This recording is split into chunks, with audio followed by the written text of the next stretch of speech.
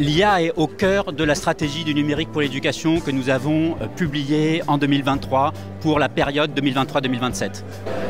On a 4 enjeux pour l'IA dans l'école.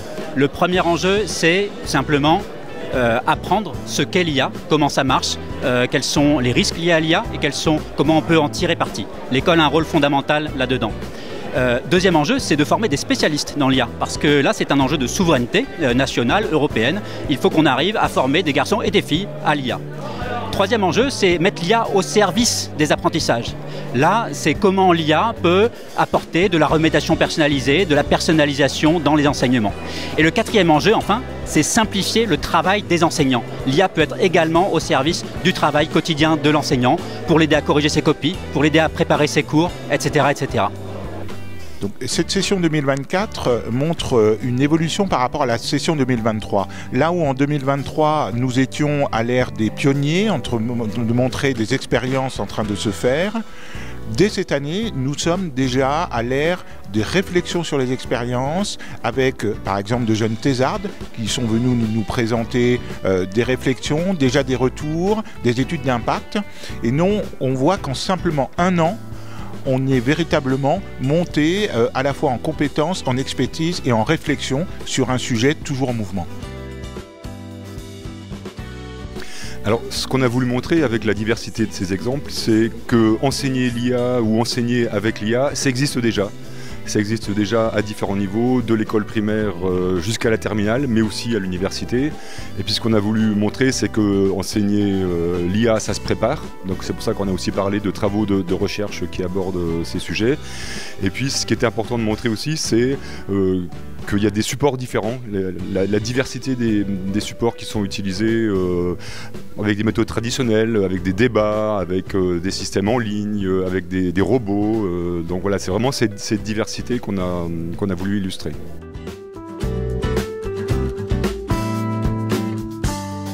Aujourd'hui, les collègues sur les IA, il y a à la fois s'emparer de l'enjeu élève, comment l'élève voit l'IA, comment il l'utilise et comment je dois m'adapter moi au service de l'élève.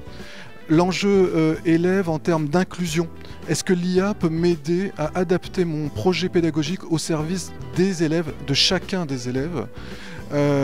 Un troisième enjeu qui est comment travailler en interdisciplinarité et partager des ressources augmentées par l'IA ou mis, on va dire, à distance au contraire, à travers l'utilisation par exemple de bots collectifs.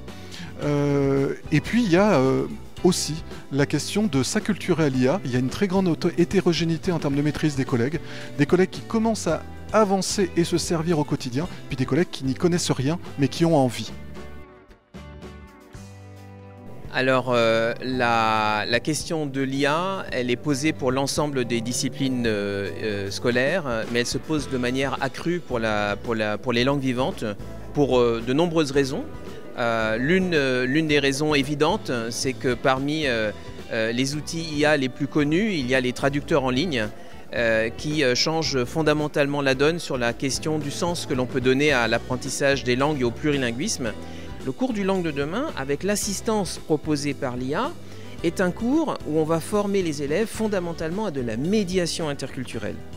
C'est-à-dire, comment est-ce que, quand j'ai un texte et que je dois l'adapter pour un autre public, comment est-ce que je l'adapte, comment est-ce que je le transforme? Accompagner la transformation des gestes professionnels et des compétences des enseignants, ça peut s'articuler autour de 4 points. Le premier, c'est amorcer la confiance et rappeler la professionnalité des enseignants. Le second, c'est la question de la transformation, de la redéfinition, de l'augmentation de ces gestes professionnels enseignants. Le troisième, c'est finalement la formation et l'accompagnement pour des enseignants pleinement agentifs et agiles. Et puis le quatrième, c'est garantir un cadre éthique, juridique et en même temps critique autour des questions concernant l'usage des intelligences artificielles. Je crois qu'il y a une urgence d'acculturation à l'IA partout, évidemment, et surtout dans les territoires. Il y a un risque de très grande inégalité de connaissances, d'accès à cette technologie qui va extrêmement vite dans les usages et dans les développements qu'on ne connaît pas encore.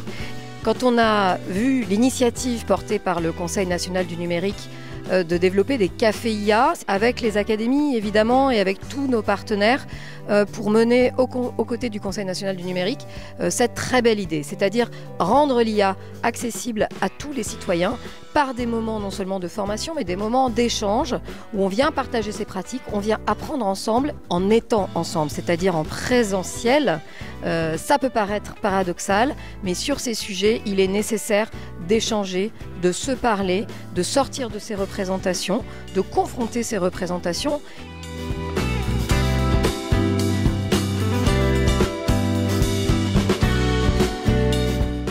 Mes pratiques de l'IA sont en fait très peu utilisées dans tout ce qui va être phase d'apprentissage et phase de mémorisation. Là, je vais plutôt préférer des méthodes papier. Par contre, dans tout ce qui va être phase de remobilisation, donc là, je vais pouvoir m'en servir et je vais trouver ça pertinent sur, par exemple, faire des quiz à partir de mes cours ou en langue, faire des listes de vocabulaire importants, traduits, faire des formes de petits jeux. C'est vrai que l'IA est très pratique pour ça, elle produit ces quiz très rapidement. Je vais m'en servir, alors nous dans notre lycée on utilise l'informatique, on utilise notamment les mails, donc pour corriger des mails, pour corriger des textes en français, en philosophie, tous ces trucs là elle le fait très très bien l'IA. En matière d'éducation, l'IA est porteuse d'enjeux qui sont déjà bien identifiés par les réglementations. On pense d'abord au RGPD qui protège toutes les données personnelles d'une manière générale, mais en particulier les données des mineurs qui sont porteuses d'enjeux particuliers. On pense évidemment à cet égard aux enjeux de discrimination dans les algorithmes d'affectation, mais plus généralement les enjeux associés aux algorithmes et aux systèmes qui vont évaluer, voire adapter des parcours pédagogiques qui peuvent parfois être lourds de conséquences pour les cursus des élèves en question. Nous sommes à Infine au rendez-vous annuel de formation des cadres. C'est maintenant pour la 3e année consécutive que nous donnons rendez-vous à tous les inspecteurs, les chefs d'établissement, tous les cadres qui le souhaitent de se former à l'IA. Pourquoi? D'abord pour comprendre la technologie, comment elle fonctionne, pour pouvoir utiliser les outils, plus utiliser les outils, savoir s'en servir à bon escient. Débattre aussi de la façon dont on utilise ces outils, le cadre, quelles sont les connaissances et compétences nécessaires pour utiliser des outils d'IA. Voilà, ce sont des questions dont on a besoin à la fois de débattre, il ne s'agit pas de former de façon descendante, mais de se former ensemble, tous cadres réunis. Néanmoins, depuis que nous organisons Infine, nous voyons que le regard change. Au démarrage, il s'agissait d'exploration, de preuves de concept, d'expérimentation, alors qu'on voit déjà aujourd'hui dans les interventions que les enseignants ont déjà du recul par rapport aux pratiques et aux usages d'IA. Donc c'est vraiment très intéressant. Et si on a ce rendez-vous régulier, on verra vraiment que le regard sur la technologie, le regard aussi sur la façon dont on enseigne avec ces technologies change.